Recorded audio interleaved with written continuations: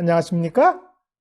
행복한 안식일입니다. 저는 오늘 창세기 29장 31절에서 35절의 말씀을 가지고 은혜를 나누기를 원합니다. 제가 본문의 말씀 읽도록 하겠습니다. 여호와께서 레아가 사랑받지 못함을 보시고 그의 태를 여섰으나 라헬은 자녀가 없었더라. 레아가 임신하여 아들을 낳고 그 이름을 루벤이라 하여 이르되 여호와께서 나의 괴로움을 돌보셨으니 이제는 내 남편이 나를 사랑하리로다 하였더라.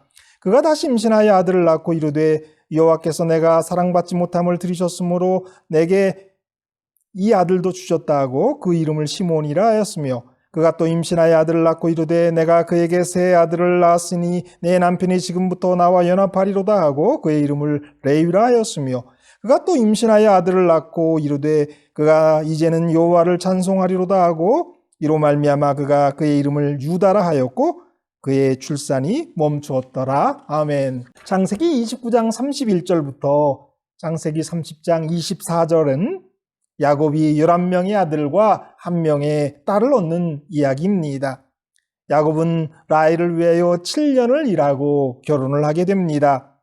이전에 계산된 야곱의 나이를 적용해 본다면 77세에 라반의 집에 도착했으니까 84세에 결혼하는 것이 됩니다. 그의 형 에서는 40세에 결혼했는데 말입니다. 외삼촌 라반의 속임으로 그의 나이 84세에 2명의 아내를 거의 동시에 갖게 됩니다. 야곱이 밧다라람에서 그러니까 야곱에게는 외갓집이고 또한 처갓집에서 20년 동안 있게 됩니다. 그 중에 7년은 라헬을 얻기 위해서 일했으나 레아를 얻었고 그리고 다음 7년은 라헬을 위해서 7년을 더 일합니다. 야곱은 7년이 라헬을 사랑하는 까닭에 며칠같이 이겨졌다고 했습니다.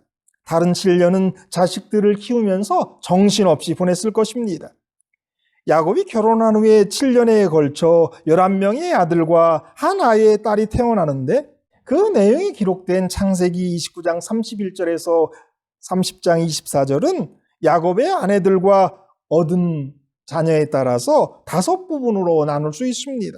첫째 부분은 레아를 통해서 얻는 아들들입니다. 29장 31절에서 35절입니다. 루벤, 시몬, 레위, 유다를 얻습니다. 둘째 부분은 라헬의 여종인 비라를 통해 얻는 아들들입니다. 30장 1절에서 8절의 말씀입니다. 단과 납달리입니다. 셋째 부분은 레아의 종인 실바를 통해 얻는 아들들입니다. 30장 9절에서 13절입니다. 갓, 아셀을 얻습니다. 넷째 부분은 다시 레아를 통해 얻는 자녀들입니다. 14절에서 21절까지의 말씀이에요. 이사갈, 스불론 그리고 딸 디나를 얻습니다. 다섯째 부분은 라헬을 통해 얻는 자녀들입니다. 창세기 30장 22절에서 24절까지의 말씀인데 요셉을 얻게 됩니다. 12아들 중 막내 베냐민은 밧단 아람에서 출산한 것이 아닙니다. 그리고 라헬은 그 베냐민을 낳다가 죽습니다. 이 5부분은 자녀의 임신과 출산 그리고 이름을 짓고 그 의미를 설명하는 순서로 기록되어 있습니다. 아들들의 이름을 지을 때에 야곱의 두 아내인 레아와 라헬은 각자의 영적인 상태를 드러냅니다.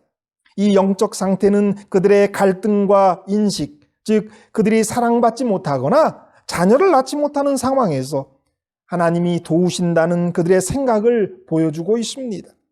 오늘은 그 5부분에서 첫 부분인 레아가 낳게 되는 4명의 아들의 출산과 관계된 부분을 살펴보기를 원합니다. 31절 말씀이에요. 여호와께서 레아가 사랑받지 못함을 보시고 그의 태를 여섰으나 라헬은 자녀가 없었더라. 레아의 출산에 가능한 이유를 하나님이 레아가 야곱에게 사랑받지 못하는 것을 보시고 그녀의 태를 여섰기 때문이다라고 성경은 말합니다.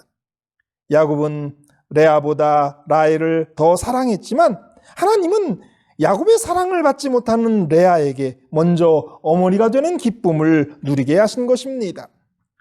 레아가 야곱을 좋아하는 마음이 있었을 것이라고 지난 시간에 생각해 보았습니다. 그러나 그녀의 결혼 초기의 시간들은 잔인한 시간들이었습니다. 29장 31절에 사랑받지 못한다는 말은 문자적으로 미움받는 이라는 의미입니다. 내용적으로는 덜 사랑받거나 경시된다는 말입니다. 그러니까 레아는 라헬보다 경시되고 사랑을 받지 못했습니다. 레아 자신이 그같이 속이는 일에 가담하였다는 사실은 야곱으로 그 여자를 사랑할 수 없다고 느끼게 하였다. 그는 레아를 그대로 두고 라헬과 결혼하기로 결심하였다. 라헬은 항상 사랑을 가장 많이 받았다. 그러나 그 여자에 대한 그의 편애는 시기와 질투를 자극하였고 그의 생애는 이 자매 아내들의 맞결음으로 인해 쓰라렸다. 부조와 선지자 180페이지의 말씀이에요. 레아가 자신을 속이는 일에 가담했다는 것 때문에 야곱이 레아를 사랑할 수 없게 됐다라고 하는 말씀이죠. 이 두 자매가 자식을 낳는 것을 경쟁하게 된 그 동기가 무엇일까요? 서로 사랑을 차지하기 위해서 그랬을 것입니다. 자비로우신 하나님은 은혜를 베푸시어 사랑받지 못한 아내 레아에게 첫 아들과 더불어 야곱의 아들 중 절반인 6명을 주십니다. 그녀의 아들들에는 메시아의 계보인 유다, 그리고 제사장 계보인 레위도 포함됩니다. 레아는 또한 한 명의 딸을 낳음으로 다른 세 여인이 낳은 것을 합한 것보다 더 많은 7이라는 완전수의 자녀를 갖게 됩니다. 계속되는 출산과 자녀 키움을 통해서 레아는 당시에 사랑받지 못한 아픔을 견디게 되었을지 모릅니다. 레아가 임신하는 7년은 야곱이 라헬을 위해 일하는 7년과 일치됩니다. 그러니까 첫 아들 루벤은 아마 허니문 베이비였을 것이다 라고 생각을 합니다. 그리고 그는 그 7년간 거의 내내 잠깐 빼고는 임신을 하고 있었을 것입니다. 레아는 자신이 낳은 첫째 아들의 이름을 르우벤이라고 합니다. 문자적인 뜻은 보라 아들이라고 하는 뜻입니다. 레아는 이 아이의 이름을 주님이 나의 고통을 살피시고 나에게 아이를 주셨다는 의미를 부여합니다. 레아는 기대합니다. 자신이 아들을 낳았으니 이제부터는 남편이 자신을 사랑해 줄 것이라고 생각합니다. 레아는 거절당하는 아내에서 총애받는 아내로 자신의 신분을 바꾸기를 열망합니다. 암스트롱은 다음과 같이 표현했습니다. 하지만 우리는 레아가 자녀에게 붙인 이름에서 그녀의 고통의 깊이를 본다. 루벤이 태어났을 때 그녀의 승리는 비통함과 쓸쓸해 보이는 희망과 더불어 뒤섞여 있었다. 임신할 때마다 그녀는 여전히 열망을 키웠으나 언제나 헛될 뿐이었다. 레아의 마음을 잘 표현하고 있다라고 생각합니다. 이 33절에 보면 사랑받지 못함을 이다라고 하는 표현이 나와요. 이 반복되는 어구는 참 슬픈 상황입니다. 오늘의 말씀은 여호와께서 레아가 사랑받지 못하는 것을 보셨다는 말씀으로 시작했습니다. 이제 레아는 둘째 아들에게 시므온이라고 이름을 붙여주면서 여호와께서 내가 남편의 사랑을 받지 못함을 들으셨다라고 하는 의미를 부여합니다. 남편에게 사랑받고 싶은 아내의 애절함이 담겨 있습니다. 레아는 하나님이 어려움 가운데 있는 자기 백성들을 돌보시는 분이라는 것을 알고 이러한 고백을 하고 있습니다. 하나님이 들으셨다는 것은 레아가 기도했다라는 것을 보여주고 있는 것입니다. 시몬이 태어난 이유가 자기의 기도를 들으셨음에 있다고 여기는 것입니다. 레아가 자녀의 이름을 지을 때 그녀의 불쾌한 상황이 아니라 이 상황을 이기는 여호와께 초점을 둡니다. 이러한 모습이 신앙입니다. 현실의 상황에 매몰되지 않고 하나님을 바라보는 것이죠. 그러면서 레아의 신앙이 조금씩 더 자라나고 있는 것입니다. 여호와의 선물인 장자 르우벤과 차자 시므온을 야곱에게 낳아주었는데도 불구하고 레아의 소망은 실현되지 않습니다. 레아는 세 번째 아들을 낳아 이름을 레위라고 합니다. 레위는 연합을 뜻합니다. 레아는 내가 아들을 셋이나 낳았으니 이제 남편도 별 수 없이 나와 연합하겠지라고 하는 기대를 갖습니다. 레아는 아직 야곱을 포기하지 않았습니다. 야곱은 레아에게 자녀를 낳지만 레아에게 애정을 주지 않는 그런 현실 가운데서도 말입니다. 그녀는 오직 여호와의 은혜로만 그녀의 감정적 만족을 채울 수 있음을 배워갑니다. 사랑받지 못한 레아는 결국 자신의 비통함을 넘어설 수 있게 됩니다. 레아는 넷째 아들의 출생에서만 자신의 한탄스러운 상황에 대해 아무 말도 하지 않습니다. 레아는 넷째 아들을 유다라고 이름짓고 내가 이제는 여호와를 찬송하리다 라고 말합니다. 르우벤, 남편이여 이 아들을 보시오. 시므온, 사랑받지 못하는 고통의 소리를 들으셨다. 레위, 이제 남편이 나와 연합하리라. 모두 남편에게 집착하는 레아의 마음이 고통스럽습니다. 그런데 레아가 유다를 낳았을 때 남편이 아닌 하나님을 바라봅니다. 그래서 레아는 하나님을 찬양합니다라는 의미로 유다라는 이름을 지은 것입니다. 이때 레아는 남편으로부터 받은 고통에서 벗어나 하나님을 바라보는 기쁨을 회복한 것입니다. 그녀는 하나님의 손길이 자신 위에 나타나고 있음을 깨달았습니다. 하나님은 레아에게 많은 자녀를 허락하십니다. 라반의 가정이 하나님을 아는 가정이었던 것은 분명합니다.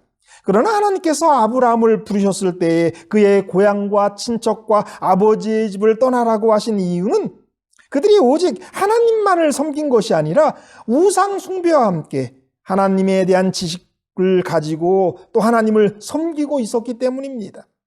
훗날 야곱이 라반 집에서 도망 나올 때에 아버지의 우상 드라빔을 훔쳐 나오는 것을 보게 됩니다.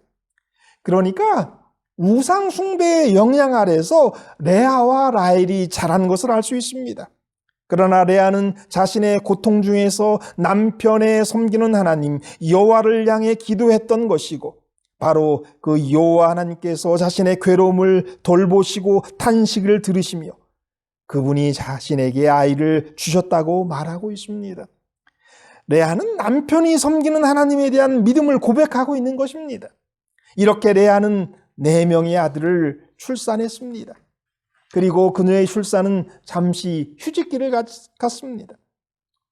그리고 30장에 이어지는 아이 낳기 경쟁을 통해서 하나님은 12지파를 채우시고 큰 민족을 향한 계획을 한 걸음씩 이루어 가십니다. 사랑받지 못했으나 자식이 있었던 레아의 이야기를 우리는 살펴보았습니다. 다음은 사랑은 받았으나 자식이 없던 레아의 이야기를 살펴보게 될 것입니다. 아무것도 없는 사람은 없습니다. 하나님은 무언가를 분명하게 공평하게 주십니다.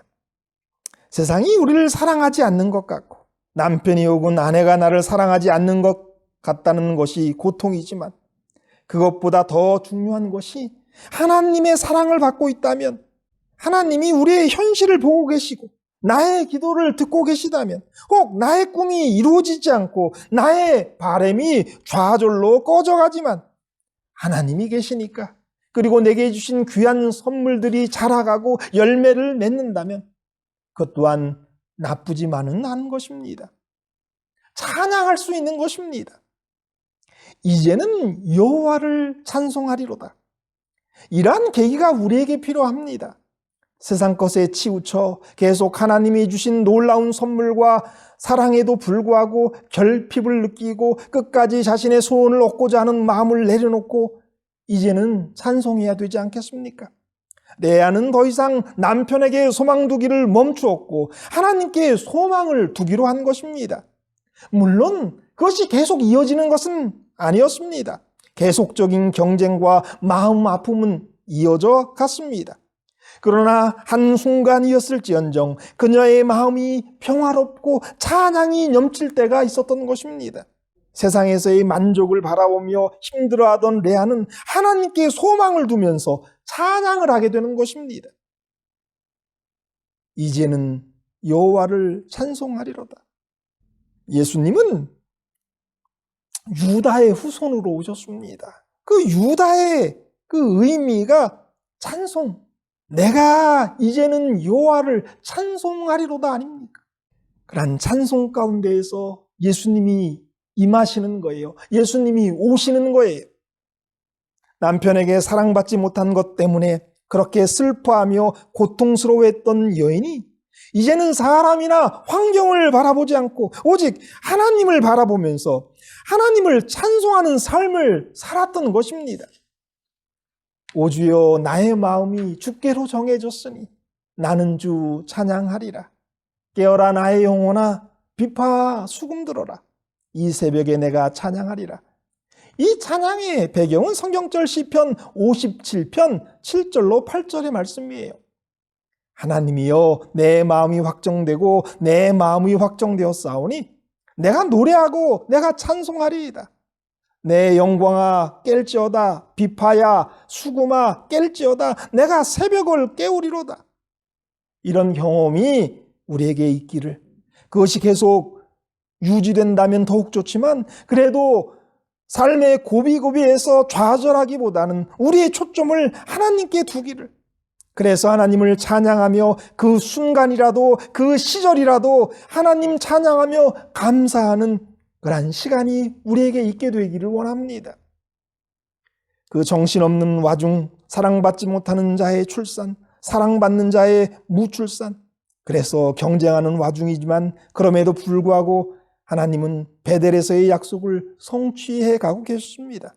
오늘 본문은 하나님께서 어떻게 야곱을 번성케 하시고 야곱을 큰 민족이 되게 하시는지의 그 시작을 보여줍니다. 물론 그 과정은 그들의 죄성이 드러나는 상황이었고 또한 그들이 가지고 있는 시기와 다툼의 문제가 해결된 것도 아닙니다. 하지만 그럼에도 불구하고 하나님은 은혜를 베푸시고 그분의 섭리 가운데에서 선하신 뜻을 이루어 가셨습니다. 이제는 내 남편이 나를 사랑하리라. 루벤을 낳고 그런 이야기를 했어요. 그리고 3년을 그런 바램으로 살았어요. 그렇게 이제는 포기하는 것이 아닙니다. 이제는 현실에 눈을 감아버리는 것이 아닙니다. 이제는 손을 놓고 마음을 접는 것이 아닙니다. 이제는 찬양하는 것입니다. 이제는 이제는 세상에 목매는 것이 아니라 이제는 여호와를 찬송하는 것입니다. 이제는 하나님 때문에 기뻐하는 것입니다. 이제는 내 마음이 확정되고 확정되는 것입니다. 세상이 아니라 사람이 아니라 주께로 정해지는 것입니다. 그렇기에 이제는 찬양하는 것입니다. 이러한 순간이 자주 우리에게 오게 되기를 바랍니다.